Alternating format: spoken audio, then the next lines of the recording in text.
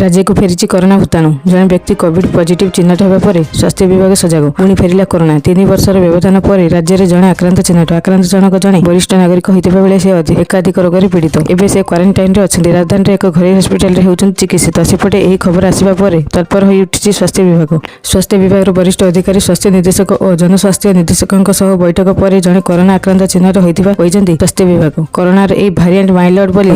व्यापार संभावना कम तेणु कहीं व्यस्त हूँ ना कहुଯାଇଛି कोरोना सारा देशरू संपूर्ण हटेनि आक्रांत व्यक्ति स्वास्थ्य भल अच्छी कहुଯାଇଛି सेपटे कोरोना भारत सरकार पक्षर कौन गाइडलाइन आसीनी केवल नजर रखा बेले स्वास्थ्य विभाग सजग अच्छी स्वास्थ्य सचिव कहते राज्य में जड़े कोविड आक्रांत चिन्हट होता राज्यवासी सतर्कता अवलंबन करने को परामर्श देते वरिष्ठ चिकित्सक कोविड प्रथम 2टी लहर अल्फा और डेल्टा भारिएंट थिला पर ओमिक्रॉन भारिएंट आसिला किंतु यह विशेष क्षति कला नहीं अन्य देश में संक्रमण पर एवं ओडिशा चिन्हट होती एवं ओमिक्रॉन सर्व भारिएंट LF7JN1 व्यापुची यह छोट लहर रूप नेब संक्रमण वृद्धि पाइब एथिरे आतंकित होगा आवश्यक नहीं कोविड यह भारिएंट होउची भारिएंट ऑफ इंटरेस्ट यह एते क्षतिकारक नुहे किंतु अन्य बड़ रोग थिले लोके सतर्क रहिबा जरूरी लोके मास्क पिंधिबा हाथ धोइबा अधिक भिड़ को न जिबा आवश्यक बोली कहिसेंती विशेषज्ञ सेपटे बीएमसी सबु परिस्थिति पई प्रस्तुत बोली कहिसेंती भुवनेश्वर महानगर निगम मेयर सरकार जहां गाइडलाइन जारी करिवे आमे ताहा ऊपर काम करी पूर्व कोविड परिचालन रे बीएमसी रो अभिज्ञता रहिछि बोली मेयर कहिसेंती कोरोना रो भयावहता समय रे राज्य रे अनेक गाइडलाइन और कटकणा रही बेले आगू स्थिति किभली रही राज्यवासी नजर रही